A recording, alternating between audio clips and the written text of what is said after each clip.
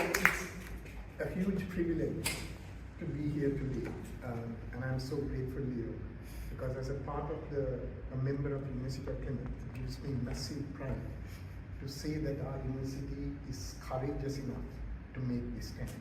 You know, there are things that we have to have the courage to say we stand for this, and standing for the displaced people is a very important element of it. But let me start by asking the question, how many of us were born within 4 miles of Plymouth? Because that will take us to the Thames Bridge. So within 4 miles of Plymouth, two people born within 4 miles of Plymouth. How many have lived more than 10 years in Plymouth? And now we have a bigger number. Okay, so only 2 were born within 4 miles of Plymouth, but we have about 15 who now, by virtue of having lived 15 years, would call it home. Yeah. But it means together, except for these 2 amazing ladies, they are all displaced. People who have been displaced at some point in life. And that sense of displacement, that is a fact. It is something just as much as birds fly. Humans, in the course of their lives, get displaced. And we put different names to this.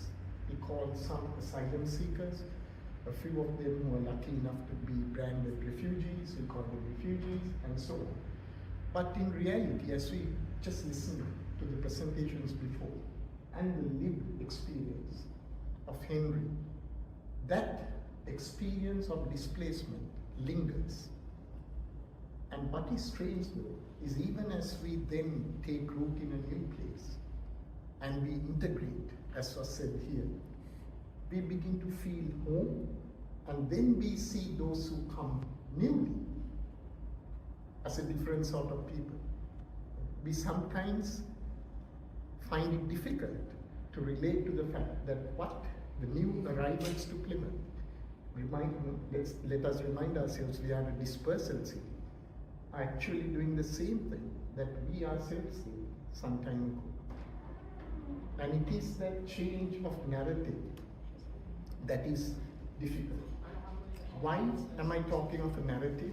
Because when we come to this concept of displacement, closely followed with it comes this concept of support.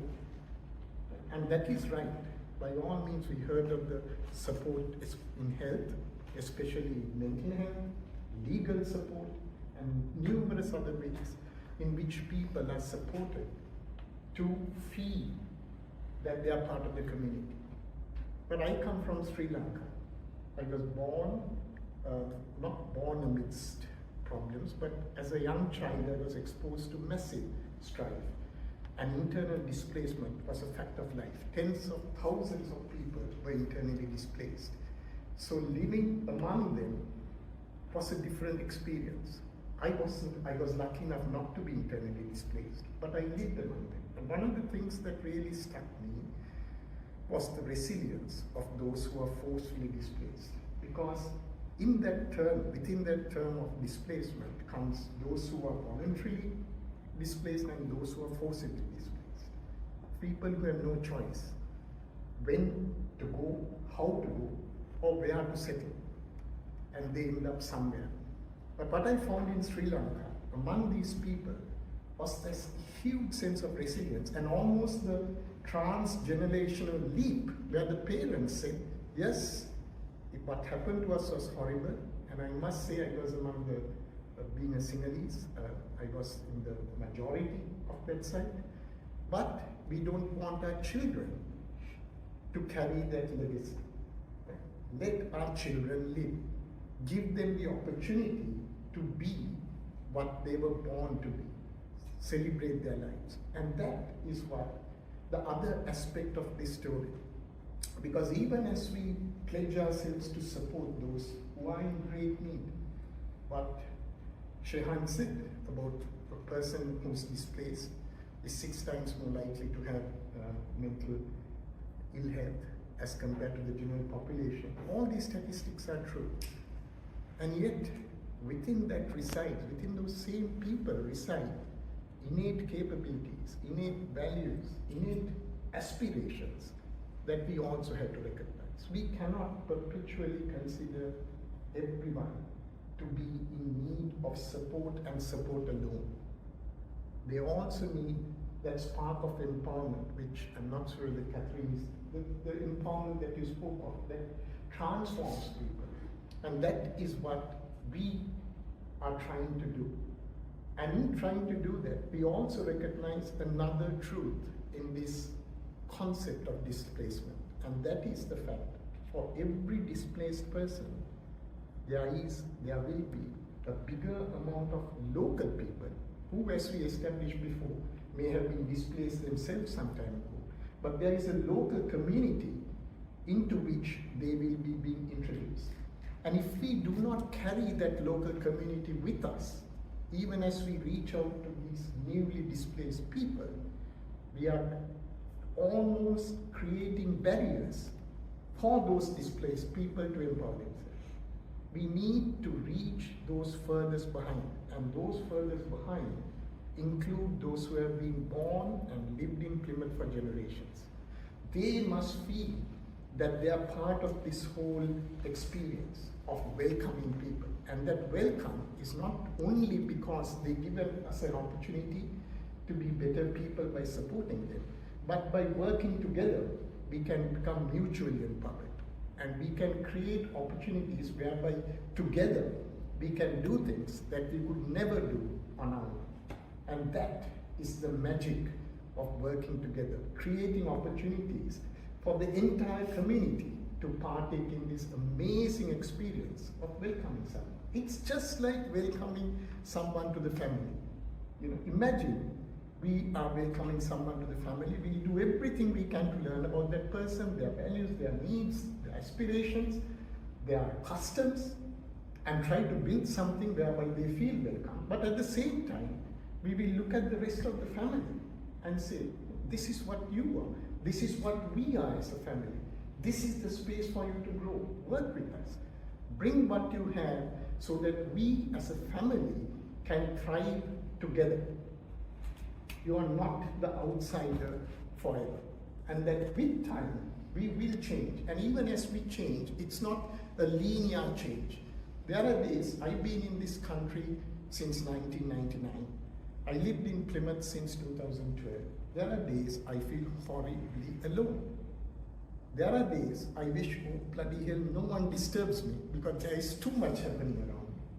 And that flux continues. And I'm never in one place on any one day. It might fluctuate from hour to hour. And that is the individuality. And each one of us are individuals. So what we are trying to create through one branch of the university is that program of mutual empowerment. And what Leo said is so true.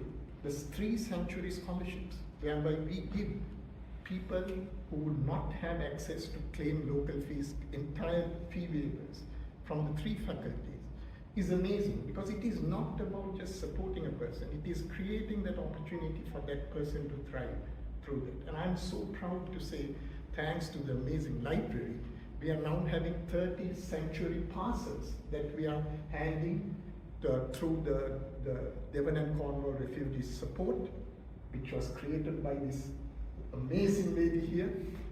30 passes for people who have been displaced to access our library. Now that is not support. That is to say, here, use this and be the best versions of yourself. We are not just plugging a needs gap. We are creating an opportunity for you to thrive. I'm not at all saying that we should stop supporting people. I'm saying that support is essential, but that support by itself is not going to ever empower a person to be their full innate self. And it is only if those who come here begin to shine that others will begin to see us as sources of value, not eternally drawing on our services.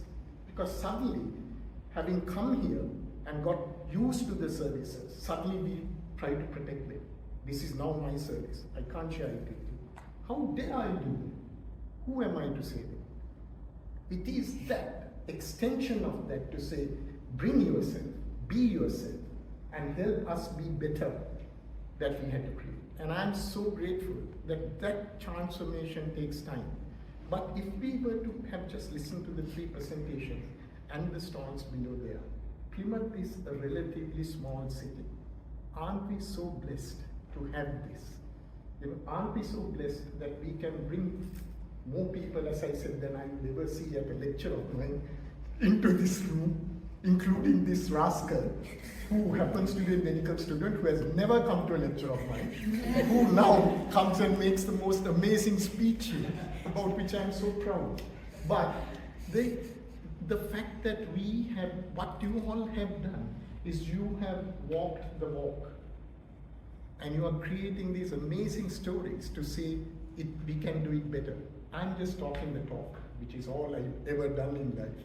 But I'm outlining a vision whereby we say, even as we see someone, we are strong enough within our community to say, come.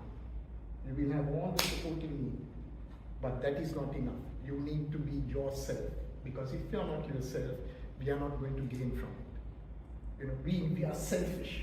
We want to gain from you. We want to squeeze the best out of you, so that together we can be better than we could ever have been on our own. And that, to me, is the dream we had to realize. That is the dream to which we must pledge ourselves, to say, as much as we support people, let us create spaces to empower people. And that empowerment is mutual, because every time we reach out to another person, we are reaching out to ourselves, creating space for that. So the term we use for this is isolating isolation. But we want to isolate isolations. What is social isolation? It's different from loneliness. Loneliness is a perception. You know, we may have hundreds of friends and feel lonely, which I have done. Social isolation, on the other hand, is the absolute lack of social contact. For a person to be valued as a part of the community, Shehani, your community, your compassion. Who are we if we don't belong to a community? Now, what is the purpose of our life? If we wake up not knowing who we could call a friend, and it is to banish that, we are saying, let's make those friendships happen. And we are creating little events. And these events are amazing, because here, Debbie, she hosts a dinner, international dinner every month. It's just amazing. It's happening this Saturday, just a few yards away in the Sherwell Center kitchen. It brings about 40 to 50 nationalities who just not only eat, and it's not free food because everybody brings some food to share. It's not a must, but we eat each other's food, we dance, we sing. We have a student here who's leading the next social isolation forum event on the 5th of July, creating a huge conference. And these are, you know, Utsar, who I know, it has not even lived one full year in Plymouth, but is organizing a national conference. Imagine what that student will take to the community, and what they are drawing from the community. That is what we need to do. And I really hope Plymouth University is not only really well resourced, it has the right heart. I'm really proud to say I'm Plymouth, because we really do believe in inclusion. We believe in celebrating, not tolerating diversity. We actively celebrate it. We want to be inclusive, but in order to do that, work with us, because we are pretty helpless. That community that we must reach out to, which includes those who have been displaced as much as those who have been in this community for generations, we need to bring them together. And all of us have the contacts that can make it happen. So my plea is to help us help each other. And if we can do that, the fact that this, to me, as far as I know, is the first time we've hosted a conference in the Refugee Week. Am I right, or have I got it wrong? We've always run an open day, but this is the first sort of formal mini This conference. has Leo magic in it. Yeah, right. But this, it is just to say that there are so many people doing beautiful things across the community. We just need to bring them together. And it doesn't mean one big organization or anything. It just means we create those contacts whereby individual people can feel empowered enough to say, this is what I am, what can I do for you? And that has happened. There are plenty of case studies. We just have to make it happen in a bigger scale.